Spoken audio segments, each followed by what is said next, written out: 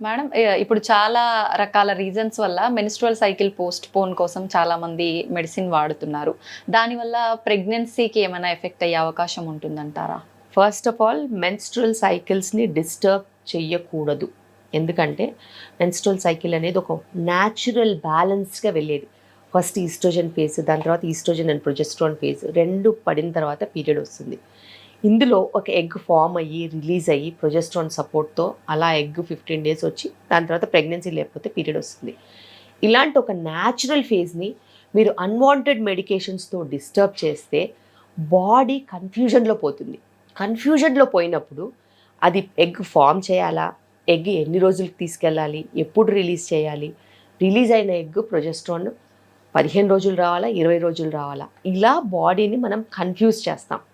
Confuse చేసినప్పుడు 50% of the time body will recover, 50% of the time they will not recover and they will have infrequent cycles, లేకపోతే frequent cycles, లేకపోతే over bleeding, under bleeding or bleeding ఆగకపోవడం, clots రావడం, ఇలా ఎన్నో సమస్యలతో వాళ్ళు వస్తారు.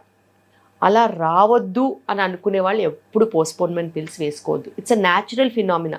అదేమి పాయిజన్ కాదు, అదేమి అంటరానితనము కాదు. సో ఒక న్యాచురల్ మెన్స్ట్రువల్ సైకిల్ని ఎప్పుడూ డిస్టర్బ్ చేయొద్దు. అలా డిస్టర్బ్ చేసిన వాళ్ళకి మళ్ళీ ప్రెగ్నెన్సీస్ రాని రోజులు ఉన్నాయి, మళ్ళీ పీరియడ్స్ రాని రోజులు ఉన్నాయి, మళ్ళీ పీసీఓడి మేనిఫెస్ట్ అయ్యి ఇర్రెగ్యులర్ పీరియడ్స్లో పర్మనెంట్గా వెళ్ళిన రోజులు కూడా ఉన్నాయి. సో మనము ఎన్నిసార్లు మనకి కలిసి వస్తుందో చెప్పలేం. అవును, మనకి కలిసి వస్తుందో రాదో కూడా చెప్పలేం. అన్నెసెసరీ డిస్టర్బెన్స్ అనేది ఎటువంటి రీజన్ ఉన్నా కూడా చేయొద్దు. మీరు డేట్స్కి అనుగుణంగా వ్యవహరించండి. పోస్ట్పోన్ చేసే పరిస్థితి మట్టుకు తీసుకురావద్దు. తీసుకొచ్చినప్పుడు మీరు ఇలాంటి సిచ్యువేషన్స్కి గేరప్ అవ్వాలి. మరి అవ్వ కావాలి బువ్వ కావాలంటే కష్టం కదా. మీకు ఇలాంటి ప్రాబ్లంకి అవాయిడ్ కావాలంటే మీరు ఆ ప్రాబ్లమ్స్ని వెల్కమ్ చేయాల్సిన అవసరం ఉంటుంది. కానీ మెన్స్ట్రువల్ ప్రాబ్లమ్స్ అనేవి నిజంగా ఒక ఉమెన్గా చెప్తున్నాను, మెన్స్ట్రువల్ ప్రాబ్లమ్స్ అనేవి చాలా ఒక మనిషిని బాగా వీక్ చేసేస్తాయి.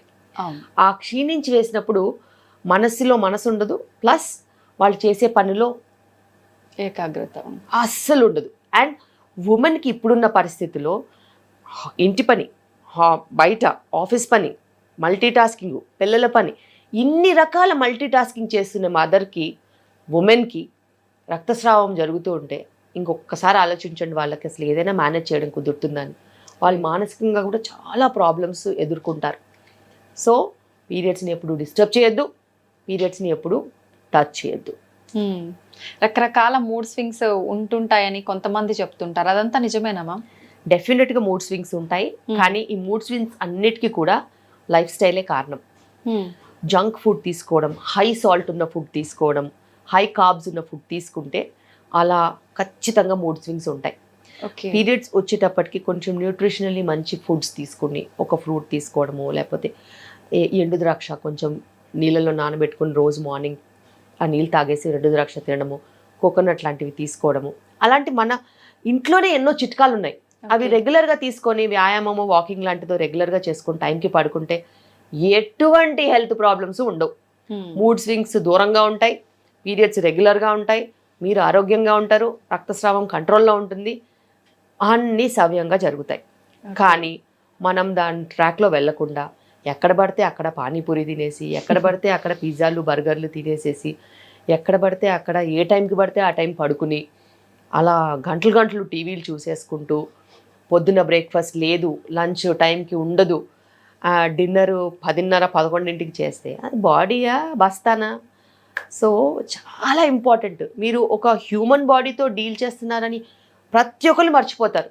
ఏదో మిషన్ ఓవర్ ఆయిలింగ్ చేస్తే అయిపోద్ది అని అనుకున్నట్టు చాలా మంది అది కూడా ట్రై చేశారు. ఆ సెంటర్కి ఈ సెంటర్కి వెయిట్ లాస్ కని ఓవర్ ఆయిలింగ్ కని వెళ్తారు. ఎటువంటి ప్రయోజనాలు ఉండవు. మన బాడీని ఒక మంచి పవిత్ర గ్రంథం కింద రోజువారీగా మెయింటైన్ చేస్తే అప్పుడే అది మనకి సహకరిస్తుంది. ఒక పుణ్యక్షేత్రం కింద చూసుకుంటేనే అది మనని కాపాడుతుంది. అది మనము బురదలో పడేసామనుకో అంతే, ఆ ఎఫెక్ట్ ఖచ్చితంగా చూపిస్తుంది. ఖచ్చితంగా రివర్స్ ఫాస్ట్గా కొడుతుంది. మంచి కావడానికి కొన్ని సంవత్సరాలు పడుతుంది, అవును. చెడు 6 నెలల్లో అయిపోద్ది. సో ఎప్పుడైనా గుర్తుపెట్టుకోవాలి. చాలా మంది వస్తూ ఉంటారు, ఇన్ని సంవత్సరాల నుంచి నువ్వు బాడీని అబ్యూస్ చేసావు, దాన్ని నానా రకాలుగా హింస పెట్టావు, నీకు టైం పడుతుంది రికవర్ అవ్వడానికి. నెక్స్ట్ వీకే వస్తారు, ఇంకా బెటర్ అవ్వలేదు డాక్టర్. వీక్ కాదమ్మా, కొన్ని సంవత్సరాలు పడుతుంది. నువ్వు ఎట్లా సంవత్సరాలు అబ్యూస్ చేసావో అన్నే సంవత్సరాలు పడుతుంది బెటర్ అవ్వడానికి. ఆ టైం నీకు తెలియలేదు, ఈ టైం నువ్వు రోజు లెక్క పెట్టుకునే పరిస్థితి. ఎందుకంటే రోజు సఫర్ అవుతున్నావు. అవును. నీ బాడీ సఫర్ అయినప్పుడు నీకు తెలియలేదు, నువ్వు వినలేదు. అవును. సో అది చాలా ఇంపార్టెంట్. ఎప్పటికప్పుడు అది మనకి ఏదో ఒక రకంగా చెప్తూనే ఉంటది కానీ మనం పట్టించుకోము. కరెక్ట్. ఎక్కువగా అయ్యే వరకు చూసుకుంటాం, తర్వాత ఖచ్చితంగా బాధపడాల్సిందే.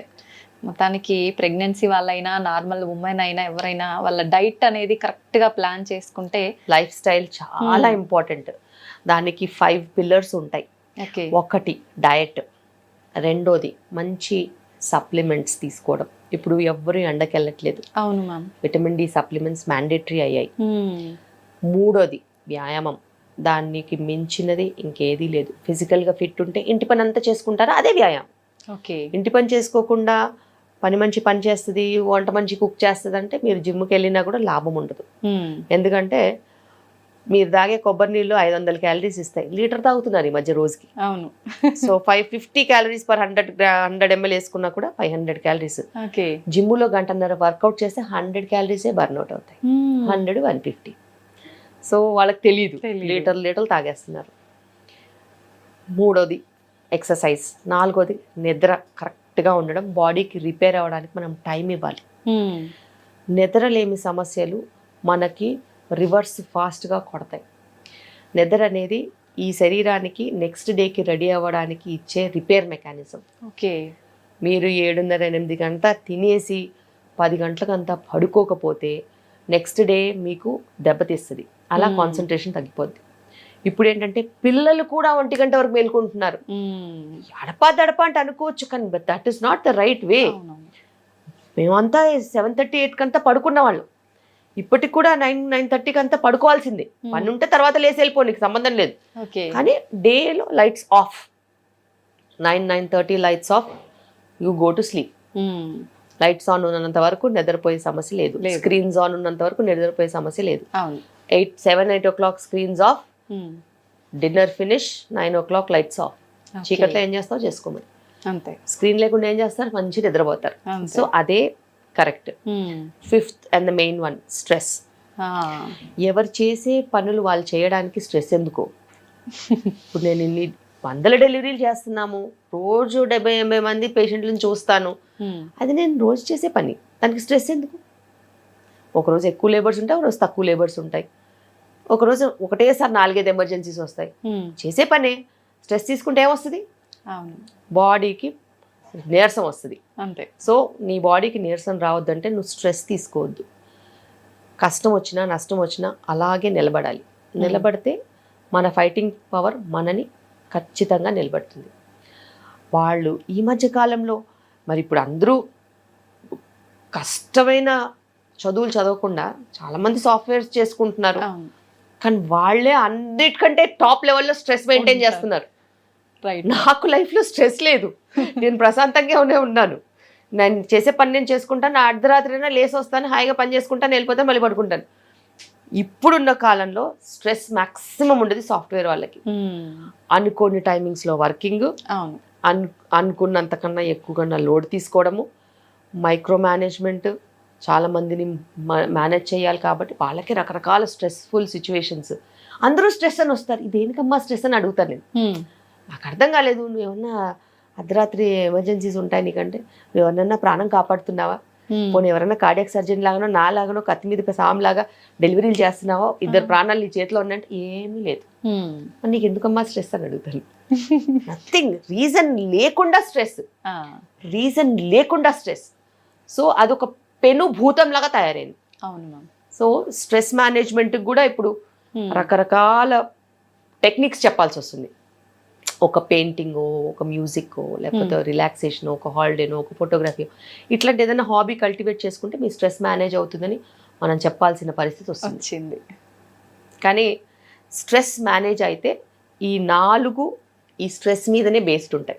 నువ్వు స్ట్రెస్డ్గా లేవనుకో, అవును నువ్వు టైంకి తింటావు, అవును టైంకి పడుకుంటావు, అంతో ఇంతో వ్యాయామం చేసుకుంటావు, అంతే. సప్లిమెంట్స్ మర్చిపోవు.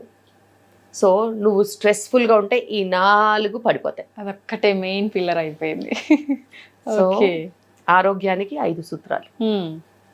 అది మంచిగా ఉంటే బాగుంటాం, అది బ్రేక్ అయిందంటే దెబ్బతింటాం, over a period of time collapse అవుతాం. ఓకే.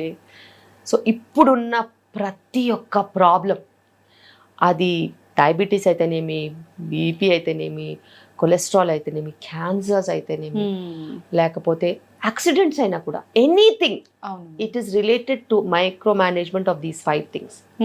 ఇవి సరిగ్గా లేకపోతే సిస్టమ్ కొలాప్స్ అయ్యేదే వీటి వల్ల. Thank you ma'am, thank you very much. చాలా వాల్యుబుల్ ఇన్ఫర్మేషన్ ఇచ్చారు మా అందరి కోసం మీ టైంని కేటాయించి. Thank you ma'am. Thank you. And for more videos, Please subscribe to iDream. Please subscribe to iDream. Please subscribe iDream. And please subscribe to iDream. For more videos, subscribe to iDream. please like, share and subscribe to the channel. Congratulations, iDream. Subscribe to iDream. Subscribe to iDream. So subscribe to iDream Media. iDream ki iDream team andarki huge congratulations. Please subscribe iDream Media. Please subscribe to iDream. Subscribe iDream. Please subscribe to iDream. iDream అంటే నా కళల ఛానల్ను subscribe చేసుకున్న నోరు తిరుగుతలేదు, మీరైతే గంట గుర్తు కొట్టండి. For more such videos, please subscribe to iDream. Subscribe to iDream. Please subscribe to iDream. Please subscribe iDream Media. Please do subscribe to iDream. Please subscribe to iDream Media. For best entertainment and information, please subscribe iDream. And don't forget to subscribe to iDream.